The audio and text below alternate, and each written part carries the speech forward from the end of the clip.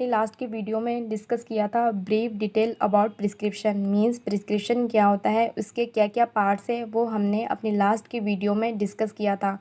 आज का टॉपिक है वो है हैंडलिंग ऑफ प्रिस्क्रिप्शन मींस जब पेशेंट प्रिस्क्रिप्शन ले करके एक रिटेल फार्मासिस्ट के पास जाता है तो फार्मासिस्ट की क्या रिस्पॉन्सिबिलिटी है और वो कैसे हैंडलिंग करेगा, तो उसको हम 4 स्टेप में समझने की कोशिश करेंगे। तो चलिए हम आज स्टार्ट करते हैं हैंडलिंग ऑफ प्रिस्क्रिप्शन। फ्रेंड्स, जैसे कि मैंने आपको बताया कि ये 4 स्टेप प्रोसीजर है। मीन्स जब भी कभी कोई पेशेंट डॉक्टर के द्वारा या फिर रजिस्टर्ड मेडिकल प्रैक्टिशनर के द्वारा प्रिस्क्राइब किया हुआ प्रिस्क्रिप्शन फार्मासिस्ट के पास लेकर आता है तो फार्मासिस्ट को उसे कैसे हैंडल करना है, आज हम उसको 4 स्टेप में सीखेंगे। सो फ्रेंड, पहला स्टेप होता है रिसीविंग, सेकेंड स्टेप होता है reading and checking, third step होता है collecting and dispensing of the material and fourth step होता है labelling and packaging. So friend, ये 4 स्टेप है। इन 4 स्टेप को फॉलो करके एक फार्मासिस्ट जब भी प्रिस्क्रिप्शन करता है और मेडिसिन डिस्पेंस करके पेशेंट को हैंड ओवर करता है। सो फ्रेंड, चलिए हम सबसे पहले बात करते हैं पॉइंट जो कि है receiving. Prescription should receive by pharmacist only means prescription. जब भी पेशेंट लेकर आता है तो उसको रिसीव करना चाहिए सिर्फ और सिर्फ रजिस्टर्ड फार्मासिस्ट के द्वारा। सेकेंड पॉइंट है while receiving he should not change any facial expression means जब भी फार्मासिस्ट को प्रिस्क्रिप्शन दिया जाता है तो उसको अपने फेशियल एक्सप्रेशन को चेंज नहीं करना है। इससे क्या होता है, because it may cause a impression on the patient that he is surprised or confused after seeing the prescription। Means patient के मन में एक नेगेटिव पॉइंट आता है और उसके अंदर एक फियर पैदा होता है, एक डर पैदा होता है कि शायद मेरी मेडिसिन कुछ सरप्राइजिंग मेडिसिन है और उसका ट्रस्ट कम होता है उस फार्मासिस्ट पे क्योंकि वे सरप्राइज और कंफ्यूज दिखता है इसकी वजह से। सो फ्रेंड, जो सेकंड पॉइंट है वो पॉइंट है रीडिंग एंड चेकिंग। मीन्स जब प्रिस्क्रिप्शन आपको मिलता है तब उस पर आपको क्या क्या चेक करना है, वो 3 पॉइंट है जो कि आपको कंपलसरी चेक करने हैं। फर्स्ट पॉइंट है लीगलिटी, सेकंड पॉइंट है लीजिएबिलिटी एंड थर्ड पॉइंट है कंप्लीटनेस एंड करेक्टनेस। अब हम 1 बाय 1 देखते हैं। Legality, legibility and completeness and correctness क्या होती है। सो फर्स्ट बात करेंगे हम लीगलिटी के बारे में। लीगलिटी का means it is written and sign by RMP. RMP का मीन्स होता है रजिस्टर्ड मेडिकल प्रैक्टिशनर। मीन्स ये प्रिस्क्रिप्शन लीगल है या नहीं, वो कैसे इंश्योर होगा।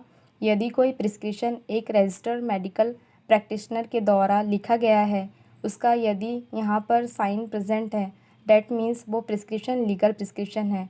सेकेंड पॉइंट आता है लीजिएबिलिटी। लीजिएबिलिटी का मतलब होता है कि उस प्रिस्क्रिप्शन को कितना ईजिली आसानी से पढ़ा जा सकता है। Means it should be easily readable by because careless hand writing and similarity in spelling of name of different drug add to the difficulty.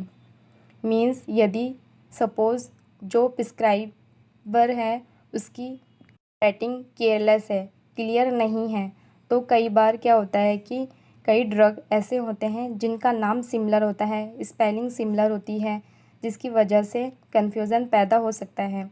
Okay, जैसे एग्ज़ाम्पल के तौर पे हम देखते हैं बेनेड्रिल। बेनेड्रिल एक ब्रांड नेम है जिसके अंदर ड्रग होती है, जेनरिक नेम जिसका होता है डाइफेनहाइड्रामाइन, और यह एक एंटी एलर्जिक ड्रग होती है जिसका यूज़ होता है कॉमन कोल्ड के लिए।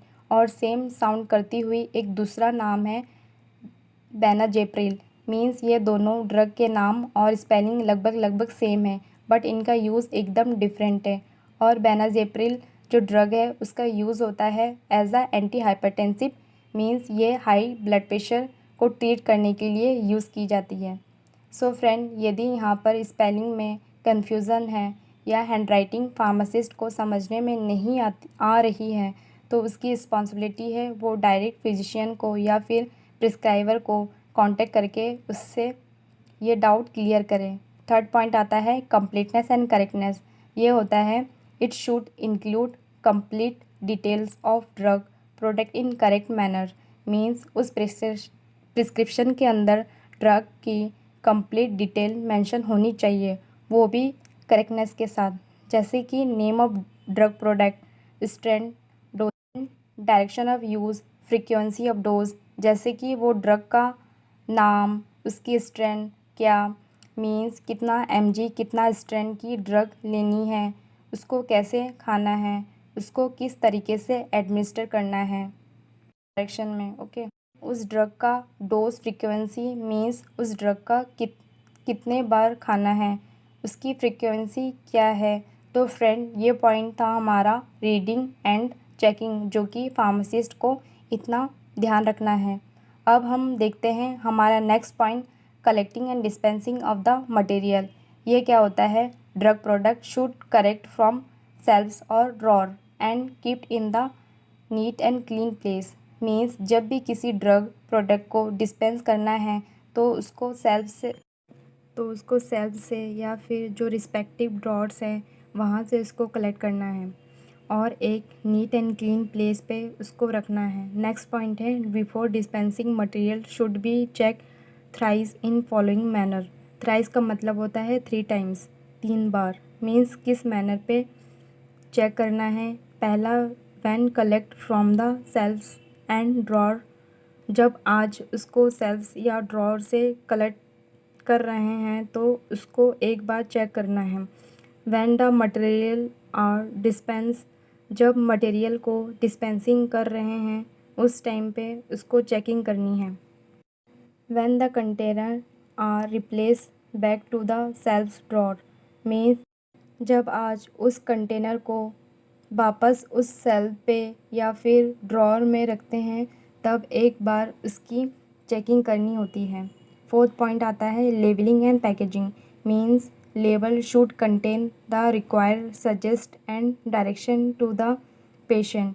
मीन्स जब आप उस ड्रग को या ड्रग प्रोडक्ट को डिस्पेंस कर रहे हैं तो उसको एक पर्टिकुलर पाउच में या पर्टिकुलर पॉली बैग में या पैकिंग मटेरियल में आप उसको पैक करके देंगे और साथ ही साथ उस पर एक लेबल लगाएंगे, जिस लेबल पे आप पेशेंट को इंस्ट्रक्शन लिखेंगे कि इस मेडिसिन को कैसे एडमिनिस्टर करना है, frequency of dose and etcetera.